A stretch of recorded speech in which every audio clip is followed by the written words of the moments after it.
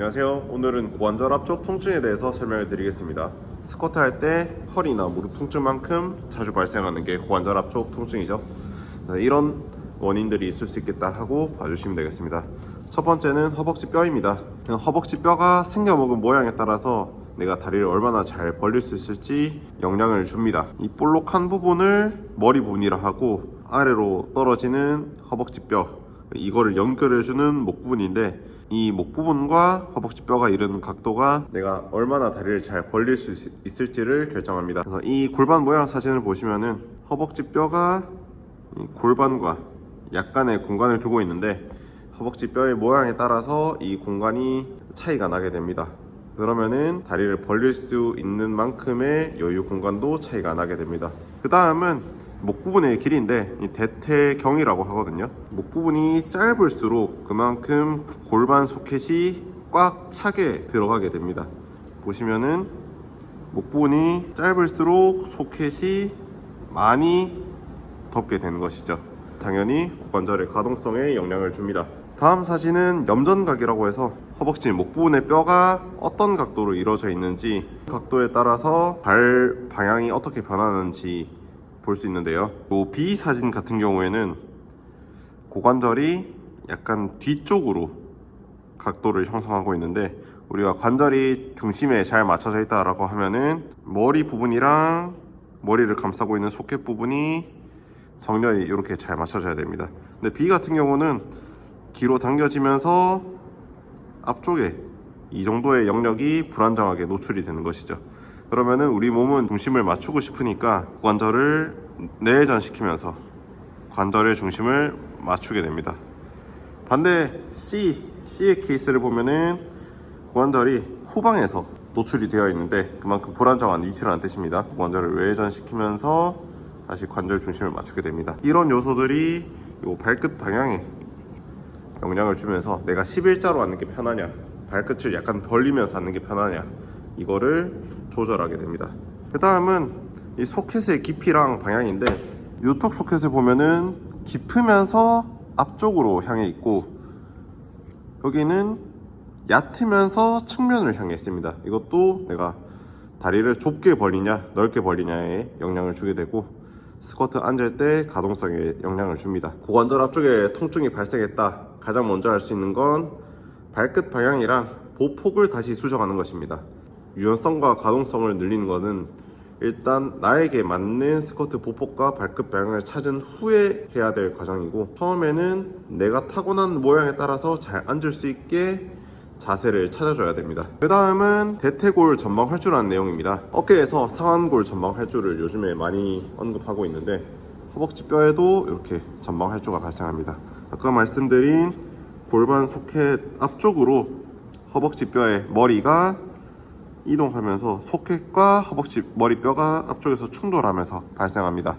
이 원인으로 엉덩이 근육이 경직되어 있는 것을 꼽는데, 앉아 있거나 이렇게 서 있는 자세에서 허벅지 뼈를 앞쪽으로 밀어서 엉덩이가 꽉 쥐어 짜지게 서 있는다든지, 앉아 있을 때 상대적으로 고관절이 후방경사되면서 엉덩이가 hin전 상태, 힘을 쓰고 있는 상태에 만들어지면서 이 상태에서 지속적으로 근육이 긴장이 발생할 때 대퇴골에서 전방 활주 현상이 나타날 수 있고, 다리를 접힐 때 고관절 내전이 일어나면서도 대퇴골이 충돌합니다.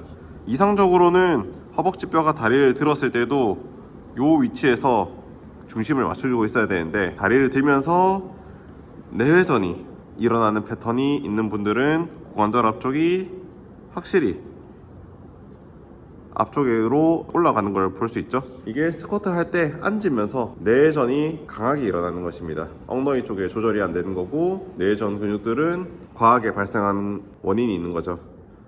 대표적인 이유로는 고관절을 접는 상황에서 장요근보다 대퇴근막장근이라고 하는 근육이 더 우세하게 작용하는 것입니다. 그래서 우리가 다시 할 거는 이 엉덩이 속근육, 우리가 흔히 말하는 이상근, 폐쇄근 같은 근육들이 있는데, 이 심부에 있는 엉덩이 근육들을 다시 재기능을 할 수 있게 만들어주고, 고관절을 접는 과정에서 장요근이 제대로 사용될 수 있게 운동을 해주는 것입니다. 햄스트링을 늘리고 복압을 조절하고 이런 것들 이전에 심부 쪽에서 내 고관절 움직임을 조절하는 근육들을 다시 재기능을 할 수 있게 만들어주는 거고, 이 근육들이 어깨에서 회전근개 같은 역할을 합니다. 골반 소켓 안에 고관절이 딱 들어갈 수 있도록 앞쪽이나 뒤쪽으로 크게 이동하지 않도록 관절 중심을 유지하는 역할을 하는 것이죠. 마지막은 말 그대로 염증입니다. 장요근 힘줄에서 염증이 발생할 수도 있고, 앞쪽에 활액낭이라고 장요근이 지나가는 자리 안쪽에서 마찰을 줄여주는 역할을 하는 곳인데, 이쪽에서도 염증이 발생할 수 있습니다. 다른 이유로도 내전근 같은 이유들 때문에 고관절 앞쪽에 통증이 발생할 수 있는데, 어쨌든 이런 염증이 일어나는 원인은 명확하지는 않습니다만 주로 오래 앉아있는 사람들한테 발생한다고 확인합니다. 그래서 이런 염증이 만약에 확인이 되었다 하면은 어떤 스트레칭을 하고 강화 운동을 하는 게 아니라 일단은 염증이 회복될 때까지 사용 부위를 자제하는 게 우선입니다. 염증이 회복되고 다시 점진적으로 가동 범위를 늘려가면서 염증이 생길 만한 요인들 쪽에서 스트레스가 많이 받게 되는 습관들을 조정하는 것이죠. 그 조정 중에 하나가 아까 제일 앞쪽에서 말씀드렸던 스쿼트 보폭과 발끝 방향입니다. 그래서 염증이 회복되고 나면 네발기기 자세라고 하거든요. 네발기기 자세를 통해서 고관절이 안정적으로 접힐 수 있는 위치, 통증이 없고 부드럽게 왔다 갔다 할 수 있는 위치를 찾는 게 우선입니다.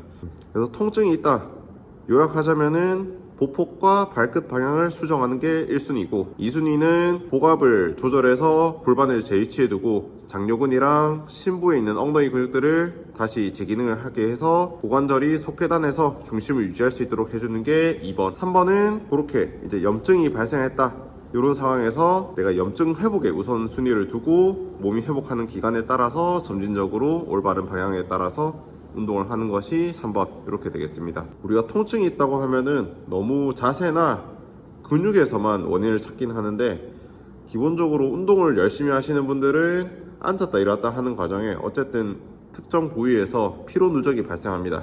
그 피로 누적을 잘 관리하는 게 또 중요합니다. 일반인 분들이라면은 오래 앉아있는 습관이나 서 있는 습관을 개선하면서 이 부하가 받는 형태가 달라지니까 염증 관리에 도움이 되지만, 운동을 반복적으로 하시는 분들은 어쨌든 더 높은 무게와 횟수와 스트레스가 가해지니까 염증 관리 그리고 피로 누적에 대해서 좀 더 신경을 쓰셔야 합니다. 단순히 자세만 수정한다고 해서는 개선이 되지 않을 수 있습니다. 일시적으로 통증이 줄어들 수는 있지만 반복적으로 사용했을 때 또 다른 문제가 발생할 수 있으니까 자세 외적인 요인에서도 내가 신경을 써서 관리하는 것이 필요하겠습니다. 오늘 내용은 여기까지입니다. 감사합니다.